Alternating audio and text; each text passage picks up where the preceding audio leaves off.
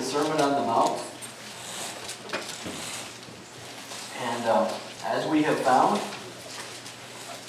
it is often a challenging message to us. Not always so difficult, sometimes difficult to understand, but most of the time more difficult to put into practice, if we're honest about it. Some challenging teachings that Jesus gives us. But turn today to Matthew chapter 6, and I'm going to focus mostly on the first 4 verses, but we'll read through verse 8 to kind of give a little broader context. Be careful not to practice your righteousness in front of others to be seen by them.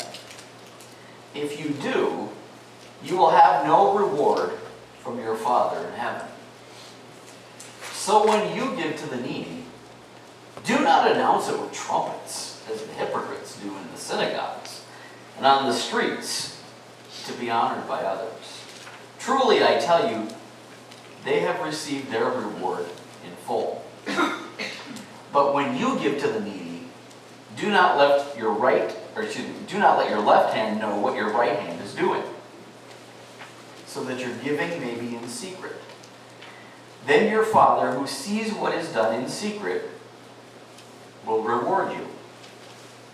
And when you pray, do not be like the hypocrites, for they love to pray standing in the synagogues and on the street corners to be seen by others.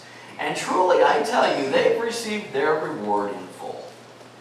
But when you pray, go into your room, close the door, and pray to your Father who is unseen.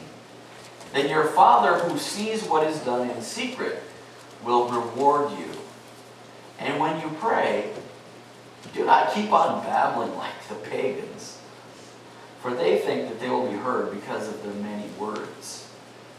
Do not be like them, for your Father knows what you need before you ask Him. Religious games. When I was growing up in Minnesota, especially during the winter, when it got really cold outside and we had blizzards, and sometimes you would be inside for a week or more while it's just blowing like crazy outside. In Minnesota, where we lived anyway, it didn't actually have to be snowing to have blizzard-like conditions. All you needed was a good, strong wind, which we had on a regular basis. So we spent a lot of time indoors, and sometimes, like yesterday, without electricity, usually huddled in the kitchen around the stove, because it was a gas stove and we could warm up the kitchen that way. What we would do is we'd play board games.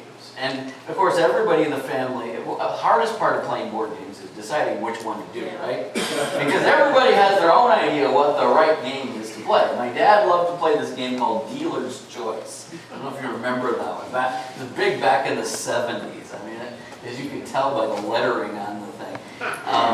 And it was kind of like you got to be used car salesmen and try to sell things to each other, and it was great. And my mom, she loved to play things like Yahtzee. She was always very more practical. She wanted to get to the point, either word games or something like Yahtzee, where it didn't take so long to get through the game. She didn't want to sit there working on things forever. Now, personally, I like the more complicated ones that lasted forever. Monopoly, oh yeah, I love that thing. Or Risk, where you could, world domination, and it could take weeks if you wanted to. We had some other ones that we played from time to time. I like those long, complicated games that you could play on, and I could never get people to play those with me. I don't know why that was. But there were just a whole variety, and we kind of knew them all. Lots of games for every occasion, and we found many reasons to play games. And it was a part of my growing up that I look at fondly. I remember it, and it's like, yeah, that was a good time. Games are fun. They're good to play. Good recreation. I'm all for it. Except when it comes to religious games. Religious games are not so good. When it comes to religion, there are some people who play the game better than others. They come dressed in their Sunday best. They never miss a service. They are there every time the church door is open. They work hard making sure that everything looks good on the outside. They never admit failure. They try to do all the religious deeds or acts out in the open so everyone can see. Scrupulous about the details of their performance. Every T is crossed and every I is dotted. And then Jesus shows up and tells the people in the lead that they're playing by the wrong playbook. They got the wrong rules. They're playing charades and doing quite well, but they're supposed to be playing hearts. Play acting might be fine for charades, but Jesus' concern is not focused on the external performance. He wants to deal with issues of the heart. The scribes and the Pharisees, the opponents of Jesus, they had play acting down pretty well. The other name for it, of course, is what? Hypocrisy. It's never a pretty thing. Trying hard to impress other people. Using our privileged position to manipulate the rules in our favor. You ever played with it? I have some cousins that like to make up new rules. And they'll try to tell you, oh, it's really in the rule book. They'll make them up on the go, And the Pharisees were kind of good at that sort of thing. They made up their own rules along the way sometimes.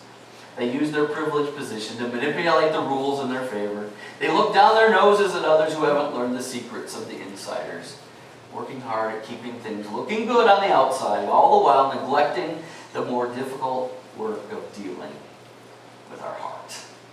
And that's what Jesus deals with in this text. When it really comes right down to it, what motivates us in what we do in our Christian life?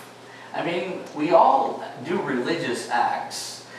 There's three that are basically mentioned here. Giving to the poor, almsgiving, and prayer. And then later he'll talk about fasting. And he said, it's good to be doing all these things. We ought to be doing these things. But why are we doing them? What is the motivation? What is going on in your heart? Are you doing it just to impress other people? Are you doing it to please other people? Or is it rather to please God and to serve others? Hypocrisy was something that the scribes and the Pharisees apparently were well known for. And Jesus has some pretty critical words to say for the kind of hypocrisy that they had. They were manipulating their religious system to make themselves look good.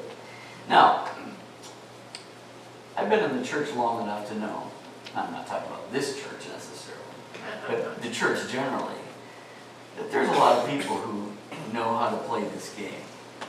There's a lot of people sitting in church pews that know how this game works. Not just Pharisees. There's a little Pharisee in a lot of us, if not all of us, I think. So we need to think about that this morning as we look at this text. John Milton in Paradise Lost said, "Neither man nor angels can discern hypocrisy, the only evil that walks invisible, except to God." Nobody can really know what's going on in your heart, but God knows. And that seems to be a point that Jesus is going to make here when we look a little bit more deeply at this text. So let's look at the overview and the context here first, and we'll dig a little bit in the actual verses of this text.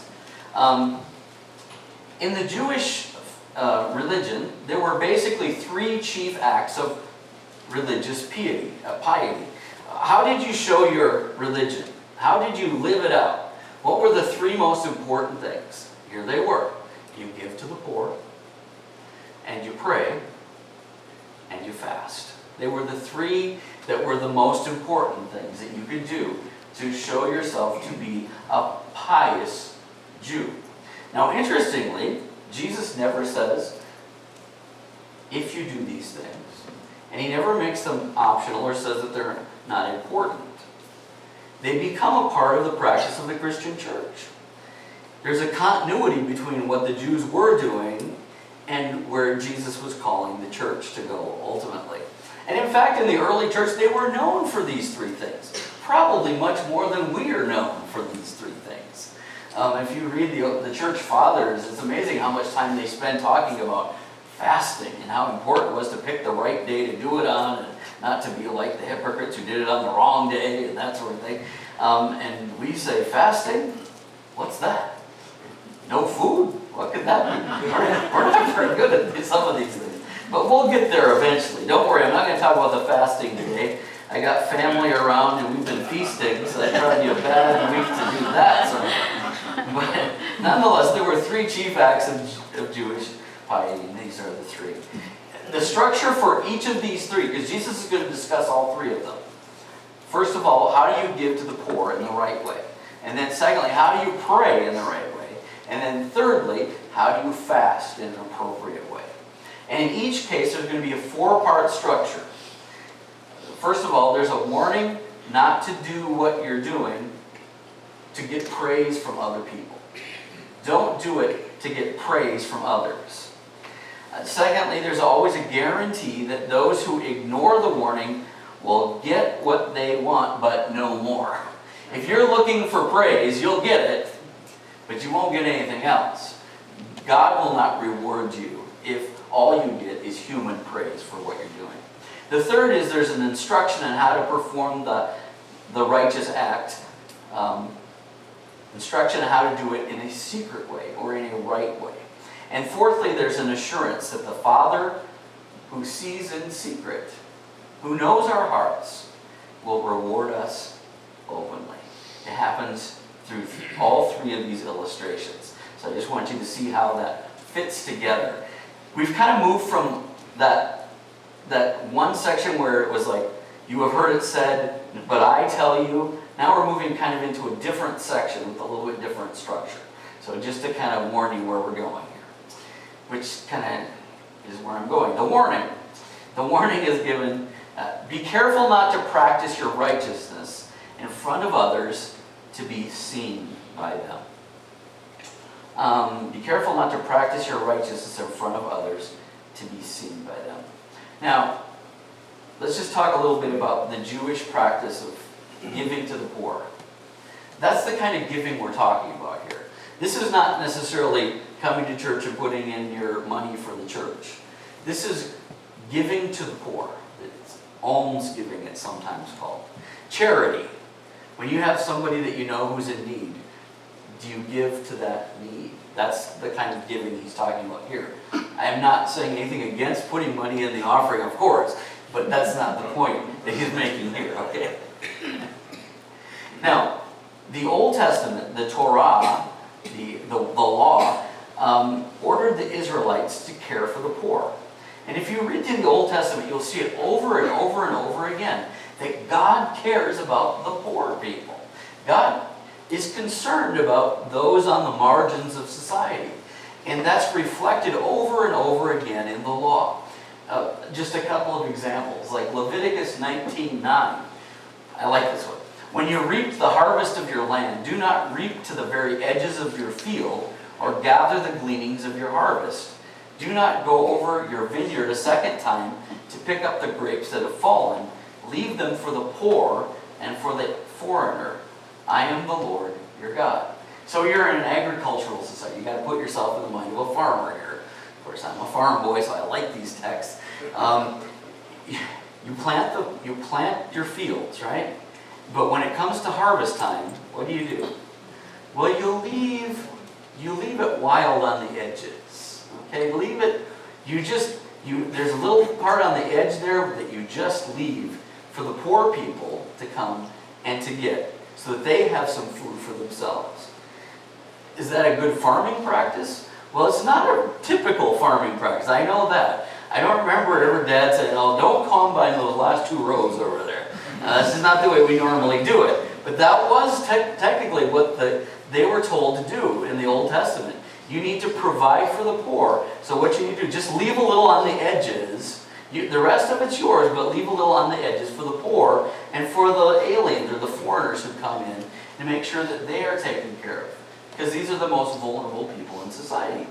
And there are many of those Jewish regulations in the law that were about taking care of those who were most vulnerable. The widows and the orphans and the poor and the foreigners. Those that were especially had a tough time in society to get ahead. And probably the most interesting one is in Deuteronomy 15, where you have the regulations for Jubilee.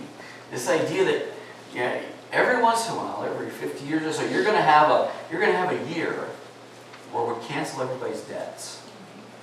Sounds good to me, and probably does to a lot of us, right? Unless, of course, you're the banker who just gave the loan a year before. It doesn't sound so good. But nonetheless, and interestingly, some biblical scholars say that it was such a difficult thing that there's no record that they actually went through with the year of Jubilee. Because there were, to those in power and those that had gained the wealth and the possessions, they didn't want to give it up, of course. But in the law, there was a provision that for those who had struggled and who were poor and were needy, that when you get to that Jubilee year, all the debts are forgiven. You're given a second chance. It's another one of those indicators that God was concerned about the marginalized and the poor and the needy. And so sometimes we look at the Old Testament and think, it seems so extreme or something. But it is gracious. It's filled with God's grace. The law itself often has provisions that are there for the protection of those most vulnerable. And so that's kind of the background, the Jewish background. And of course, if you read the prophets, they just decry the leadership when they take advantage of the poor. Read the book of Amos, for example. I mean, he has such strong words against the leadership because they were taking advantage of the poor. Well, just a couple examples. Isaiah chapter 3. The Lord enters into judgment against the elders and the leaders of his people.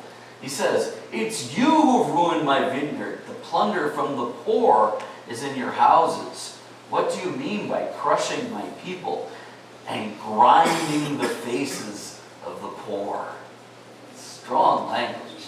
Usually you grind the grain. But here he says, you're grinding the very faces of the poor in your harvest. Amos, hear this, you who trample the needy, who do away with the poor of the land, saying, when will the new moon be over that we may sell grain, and the Sabbath be ended that we may market wheat? Skimping on the measure, boosting the price, cheating with dishonest scales, buying the poor with silver, and the needy for a pair of sandals, selling even the sweepings with the wheat. There are some pretty strong condemnations for taking advantage of the poor and the needy. There is a real concern to do something about them. And so there becomes this practice of giving to the poor that becomes very important to Jewish society. And they developed just a pretty efficient system for doing so. And this is passed on to the church. The church takes on this whole characteristic. And in fact, in the book of Acts, we read some things like this. I love this verse. In Acts 4:33, with great power, the apostles continued to testify to the resurrection of the Lord Jesus. And God's grace was so powerfully at work in them that they did all kinds of spectacular miracles that everyone could believe.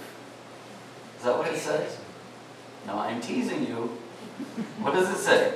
And God's grace was so powerful at work in them that there were no needy persons among them. How was God's grace most demonstrated, most powerfully?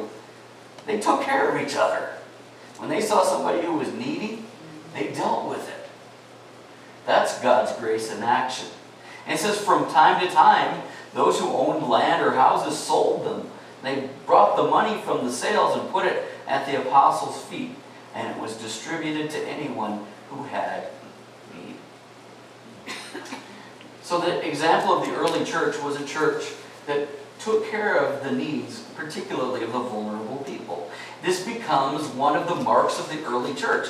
One of the ways that the early church grew and demonstrated the love that they had was by how much they cared for each other and for the poor and needy of the community. They went out of their way to care for people that the rest of society thought should be left behind. So it's good to give to the poor. Jesus, of course, is still affirming that principle. When you give, he says, not if, but when you give to the poor.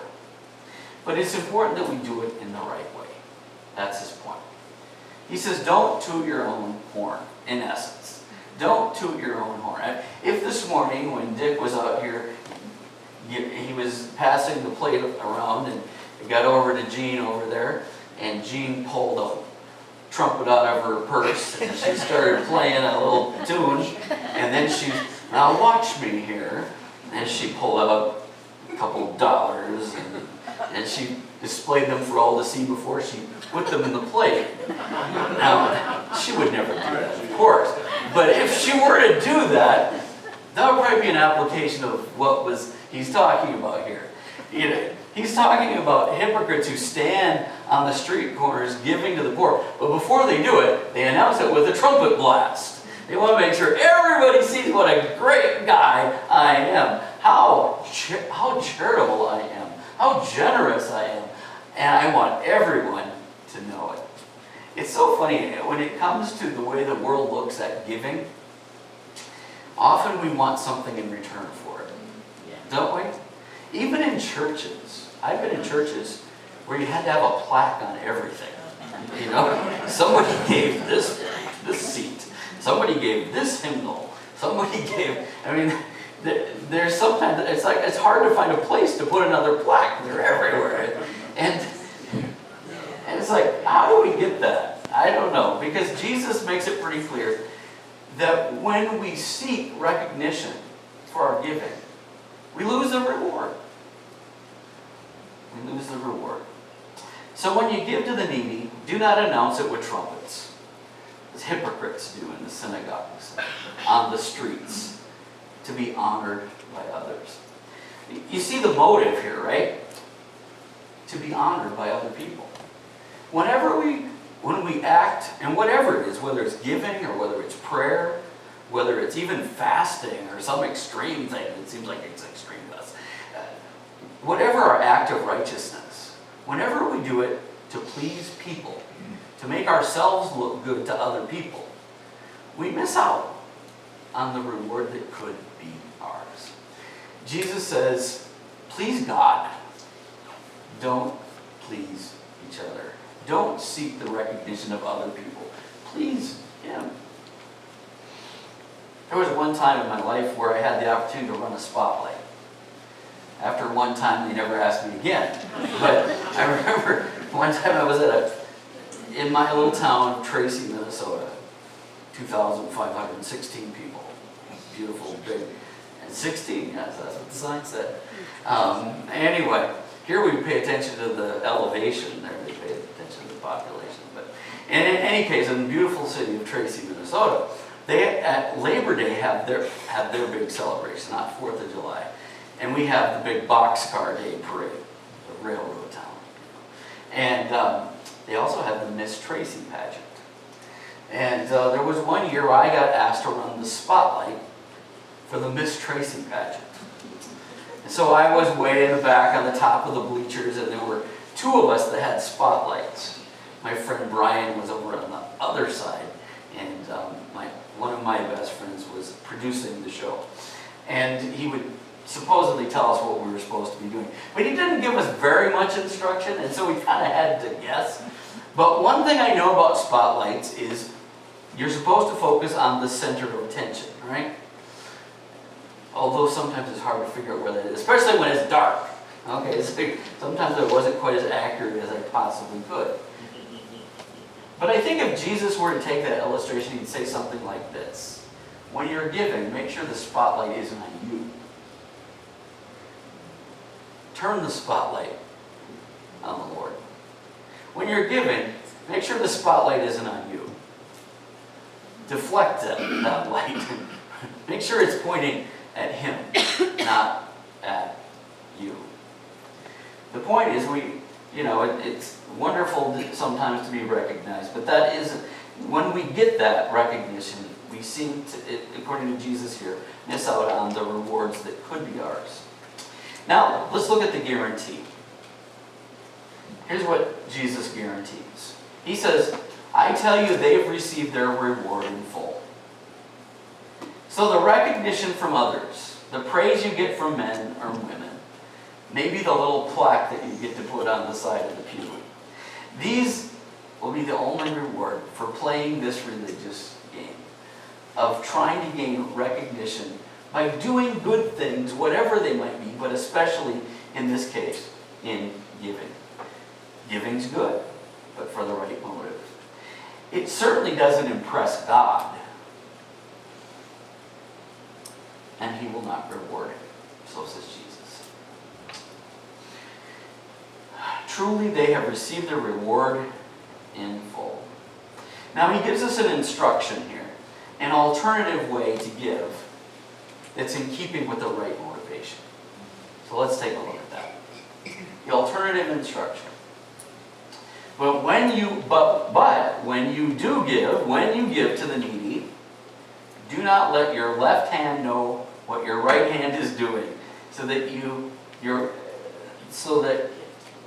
gift may be in secret. That spell check is killing me again. It's like, that your gift may be in secret. So don't even let your other hand know what you're giving. It's kind of obviously, again, an example of hyperbole, where Jesus is kind of having some fun with this. But it's clear what He's trying to say. He's trying to say, don't let other people know what's going on. Try to keep your giving secret as best as you can.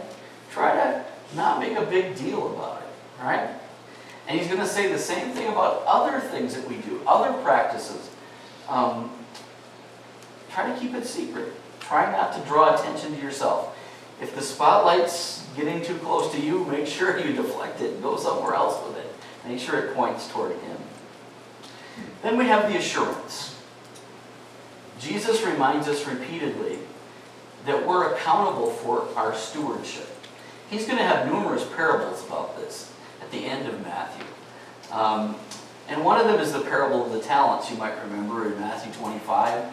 Remember how one was given us just one talent and another was given 3, and each one was given more, right? And it was at the end, the first one, what does he do? He does nothing when he buries it in the ground. It doesn't get any interest. It doesn't do anything. And then the next one, he gets something for it, but the final one is the one who's most faithful and the best steward of the talents that they have been given. And Jesus has some interesting things to say. He says, well done, good and faithful servant. You've been faithful with a few things. I will put you in charge of many things. Come and share your master's happiness.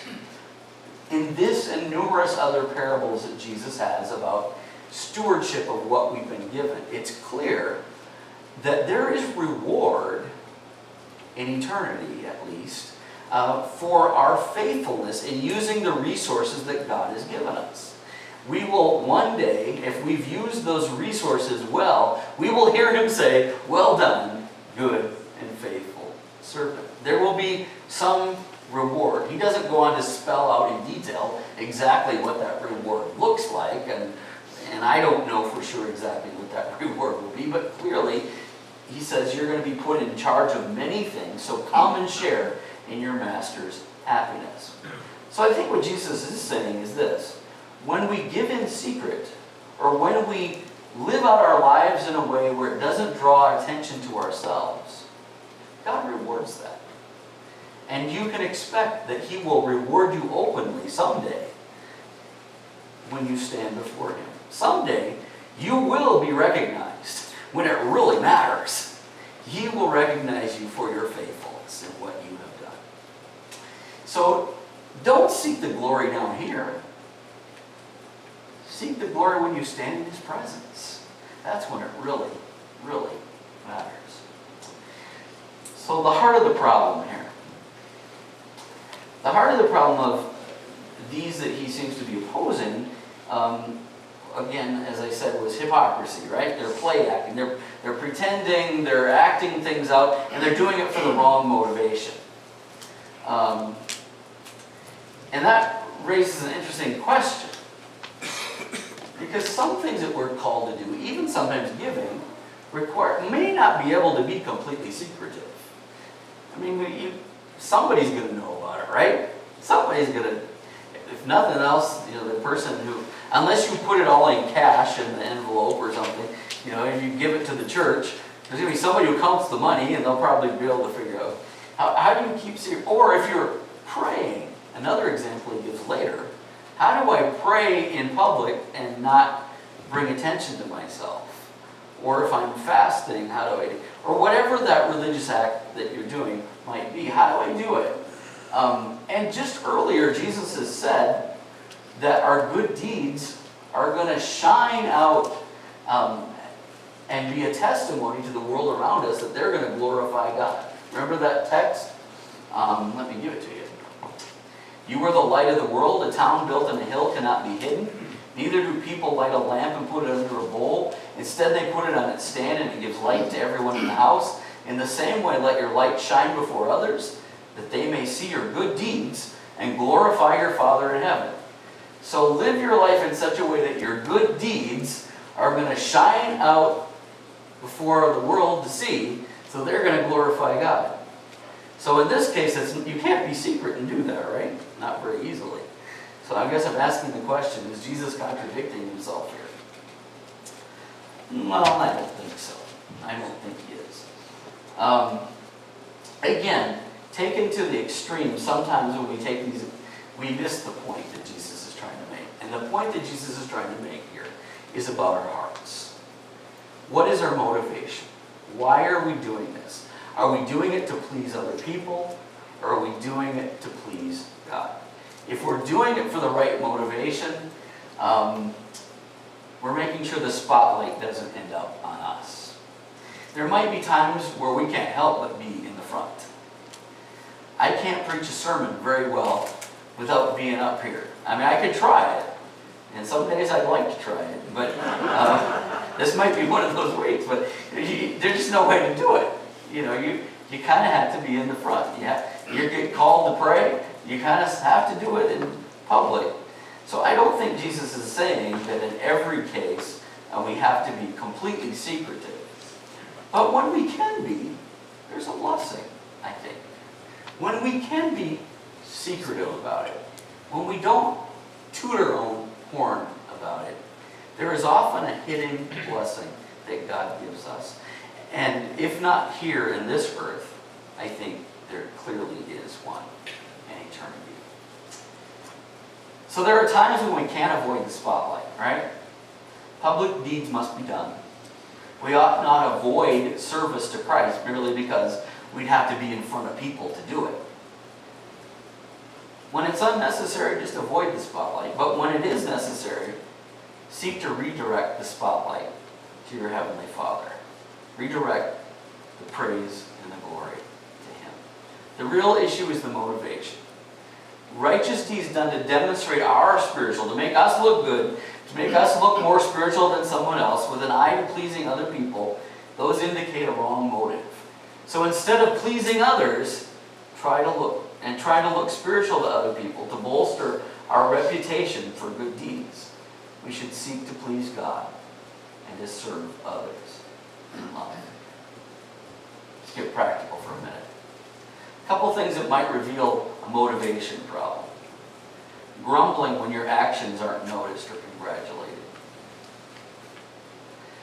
Envy and jealousy when others gain credit and we don't.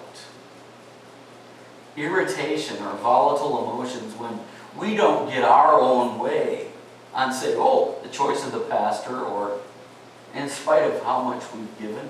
Sometimes people think, I give a lot of money to this church. I got a lot of power. I got a lot of... And if that is revealed in our, there might be a motivation issue, right? Competitiveness might reveal a problem with our motivation. If we're counting heads or numbers for pastors, and we run into this every time we get together with other pastors, right? But I could imagine it could happen to Sunday school teachers too, or something else, counting heads and numbers, and getting all focused on those kinds of things. We might interpret Jesus here to mean that we should play another game, kind of like hide and seek, where we try to hide all of our good deeds from other people. And while seeking the spotlight's never the goal, neither is invisibility. Our goal is authentic deeds which flow from a heart of faith. You get what I'm saying there? Sometimes we think, well, I'm just going to try to hide. I'm just going to be behind the scenes. And sometimes that's a good thing, but sometimes it keeps us from doing the good public thing that we ought to do. And there's another game that sometimes people play, and it's kind of like Twister, where you get all tied up in knots on the inside as you become very introspective and you overthink everything, and you wonder, am I doing this for the right motivation? And it keeps us paralyzed from doing anything at all. There's some of you know what I'm talking about. This happens to people who've been in church for a while. They start thinking, am I doing this for the right motive? And it just kind of becomes this game that gets them all twisted and tied up in knots. It's another game, a religious game. So serve others to the glory of God and keep the spotlight on Him. I think that's the essence of what Jesus is trying to say here.